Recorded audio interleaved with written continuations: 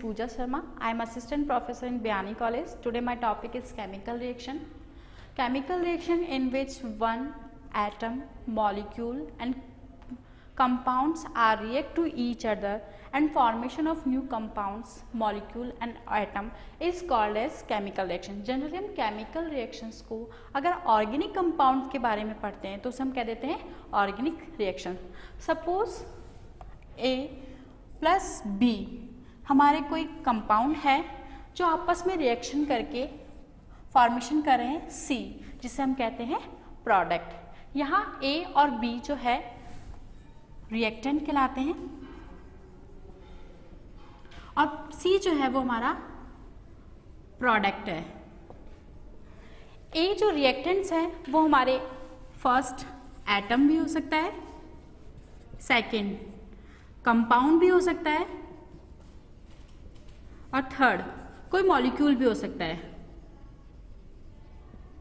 Suppose इसी तरह जब रिएक्टेंट एटम, मॉलिक्यूल, कंपाउंड हो सकता है, उसी तरह जो हमारा प्रोडक्ट है वो भी कोई एटम का फॉर्मेशन हो सकता है, उसी तरह मॉलिक्यूल का फॉर्मेशन हो सकता है और उसी तरह उसका कंपाउंड का फॉर्मेशन हो सकता है. किसी भी रिएक्टेंट और प्रोडक्ट के फॉर्मेशन के बीच को जो हम शो करते हैं वो एरो से शो करते हैं. कोई भी रिएक्टेंट है A और B, इसके बीच में जनरली बॉन्ड प्रेजेंट होता है. इस बॉन्ड को कोवैलेंट बॉन्ड कहते हैं.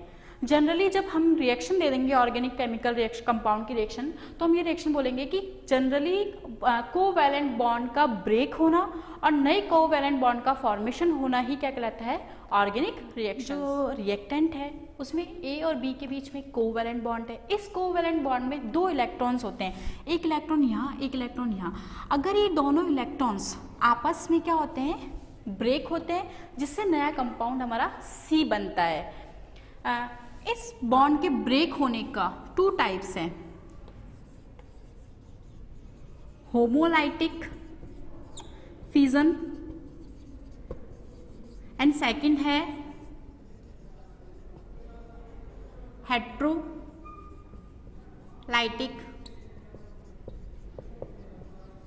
फिजन.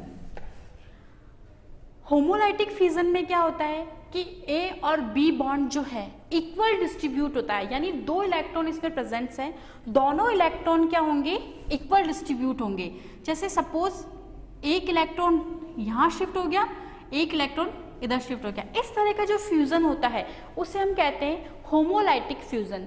और हेट्रोलाइटिक फ्यूजन में क्या होता है कि दोनों इलेक्ट्रॉन, सपोज दोनों इलेक्ट्रॉन यदि एक B कंपाउंड की तरफ शिफ्ट हो गए तो B कंपाउंड पे आ जाएगा पॉजिटिव चार्ज, नेगेटिव चार्ज, और A कंपाउंड पे आ जाएगा पॉजिटिव चार्ज. यानी एक कंपाउंड के पास तो इलेक्ट्रॉन्स की इंक्रीजिंग हो जाएंगे और एक तरफ कंपाउंड पे डिक्रीज हो जाएंगे. तो इस तरह से फॉर्मेशंस ऑफ आयंस का फॉर्मेशन होगा और हेट्रोलाइटिक फ्यूजन्स के द्वारा फॉर्मेशन ऑफ फ्री रेडिकल का फॉर्मेशन होता है. मैं एक रिएक्शंस लिखती हूँ. A plus B, heterolytic fusion के अंदर फॉर्मेशन होगा A free radical plus B free radicals, क्योंकि तो दोनों इलेक्ट्रॉन्स हैं इसके, एक इलेक्ट्रॉन इधर शिफ्ट हो गया, एक इलेक्ट्रॉन यहां शिफ्ट हो गया. इसी तरह जो हेट्रोलाइटिक फ्यूजन है, हेट्रोलाइटिक फ्यूजन में A और B मॉलिक्यूल के बीच में जो कोवैलेंट बॉन्ड है वो, इसके दोनों इलेक्ट्रॉन इधर शिफ्ट हो गए तो एक मॉलिक्यूल पे तो पॉजिटिव चार्ज और दूसरे मॉलिक्यूल पे नेगेटिव चार्ज आ जाएगा. इस तरह से हमारे आयंस का फॉर्मेशन होगा और यहाँ पे हमारे फ्री रेडिकल का फॉर्मेशन होता है. Material of chemical reaction is called as reactant. तो हम लिख सकते हैं starting material and the finally material. Final जो मटेरियल होता है उसे हम कहते हैं प्रोडक्ट.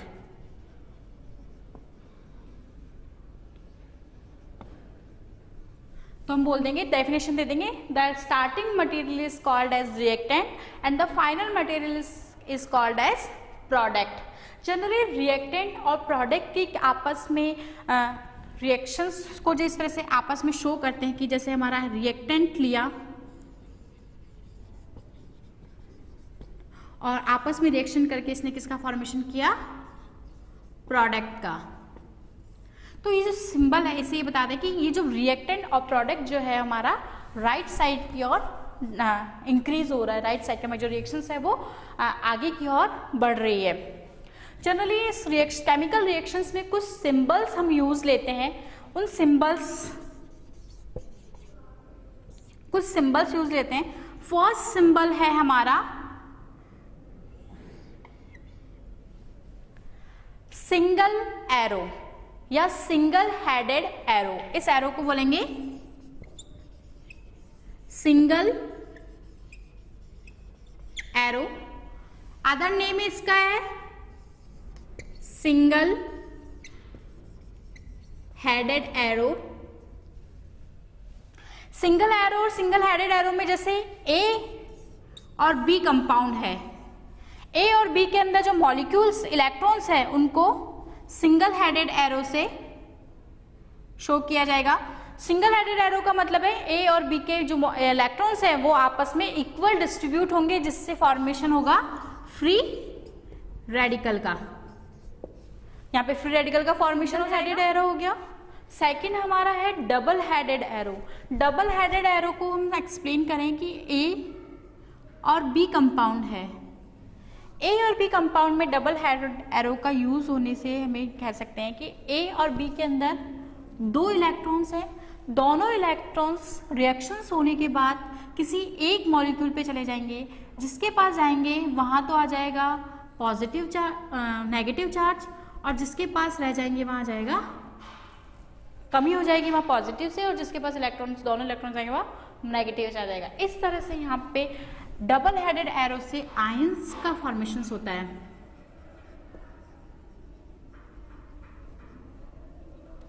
ठीक है, यहाँ पे आयंस का फॉर्मेशन हो गया। थर्ड सिंबल हम यूज करते हैं डैश। डैश का मीन्स है कोवैलेंट बॉन्ड। ए और बी मॉलिक्यूल के बीच में जो डैश है वो ये शो कर रहा है कि ए और बी के बीच में कौन सा बॉन्ड है, कोवैलेंट बॉन्ड। फोर्थ है हमारा एरो। सिंगल जो एरो है कि यानी जो रिएक्शंस है हमारी ए और बी की आपस में रिएक्शंस होने के बाद जो हमारा कंपाउंड बन रहा है, चाहे सपोज कंपाउंड हमारा सी बन सकता है, आयंस बन सकते हैं, फ्री रेडिकल्स बन सकते हैं, उन सब रिएक्शंस को की रिएक्शंस हमारी इस तरफ इस दिशा में बढ़ रही है तो उसको शो करने के लिए स्ट्रेट एरो का यूज किया जा रहा है। अब हमारे की कोई भी जो रिएक्शंस होती है, कोई भी रिएक्शंस होती है वो बहुत सारे स्टेप्स में होती है। जनरली 1, 2, 3 स्टेप्स में हो सकती है। तो इस तरह से कोई भी रिएक्शंस का स्टेप्स में होके निकलना, गुजरना रिएक्शन मैकेनिज्म कहलाता है कि वो रिएक्शंस इस तरह से प्रोसीड हुई। तो हम कोई भी केमिकल रिएक्शन जब पढ़ते हैं उस तरह उसके हम पढ़ते हैं कि उस रिएक्शंस को हम जनरली सबसे पहले रिएक्शंस लिखते हैं, उसके बाद उसका मैकेनिज्म लिखते हैं। मैकेनिज्म में फर्स्ट, सेकंड, थर्ड 3 स्टेप्स हो सकते हैं। स्टेप्स के बाद वो रिएक्शंस हमारी मैकेनिज्म का कंप्लीट होता है। कोई भी केमिकल रिएक्शंस जो होती है उसमें कुछ रिएजेंट्स की यूज होता है। रिएजेंट्स की डेफिनेशन बोलें कि पॉजिटिव, नेगेटिव और neutral species which attacks on reactant molecules during the chemical reaction to form the product is called reagent. Reagents are 3 types. First, nucleophile, second, electrophile, and third, free radical.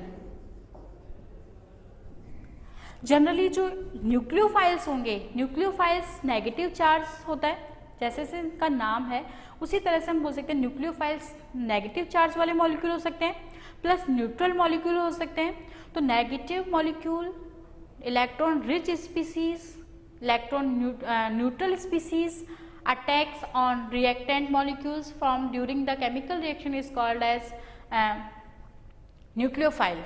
The positive species and neutral species, electron deficiency species and Lewis acid species attacks on during the chemical reaction on reactant molecule are called as electrophile, and free radical is number of add or electron are present, they are called as free radical. First हम ले रहे हैं nucleophile. Nucleophile क्या है हमारा, electron rich species है। इसके पास क्या होता है कि इलेक्ट्रॉन्स का अधिकता होती है। तो इसके मॉलिक्यूल्स एग्जाम्पल्स जो हैं वो हम इसके एग्जाम्पल्स देखें। रिएजेंट्स, न्यूक्लियोफाइल रिएजेंट्स में न्यूक्लियोफाइल जो होते हैं वो इलेक्ट्रॉन रिच स्पीसीज होते हैं। Electron rich species attacks on electron deficiency species, जो न्यूक्लियोफाइल होते हैं इलेक्ट्रॉन डेफिशिएंसी स्पीसीज पर अटैक्स करते हैं। इसमें जो होते हैं नेगेटिव और न्यूट्रल दोनों स्पीसीज होती है। तो नेगेटिव स्पीसीज के एग्जांपल्स हैं OH minus, X minus, cyanide minus, H minus और कार्बोनियम आयन। इसी तरह न्यूट्रल स्पीसीज हो गई water, alcohol, ether, H2S, H2S, R2S, RSH, NH3 and amines, है ना। इसके एग्जांपल्स हो गए न्यूक्लियोफाइल के। इसी तरह जो इलेक्ट्रोफिलिक्स रिएजेंट्स हैं, इलेक्ट्रोफिलिक्स रिएजेंट जो होंगी वो इलेक्ट्रॉन्स डेफिशिएंसी स्पीसीज होंगी, ये इलेक्ट्रॉन रिच स्पीसीज पे अटैक करेंगी। और इसके एग्जांपल्स हो जाएंगे NO2+, X+, H+, carbocation, BeCl2, B2H6, ZnCl2, AlCl3, FeCl3 and BF3। Third हमारा रिएक्टेंट जो है रिएजेंट है वो है फ्री रेडिकल्स। फ्री रेडिकल में क्या होता है, number of odd electron presents होते हैं। तो इसमें नंबर ऑफ ऑड इलेक्ट्रॉन जैसे H free radical, X free radical और कार्बोनियम फ्री रेडिकल। इस तरह से हमारे तीनों रिएजेंट्स कंप्लीट हो गए। रिएजेंट्स जो क्या करते हैं, किसी भी रिएक्टेंट पे अटैक करते हैं और उसकी जो ये रिएक्टेंट जो होते हैं क्योंकि बहुत अनस्टेबल होते हैं, बहुत कम टाइम के लिए अनस्टेबल होते हैं, बहुत ज़्यादा रिएक्टिव स्पीसीज होती है, तो ये जल्दी से उस रिएक्टेंट पे अटैक करते हैं और प्रोडक्ट का फॉर्मेशन कर लेते हैं।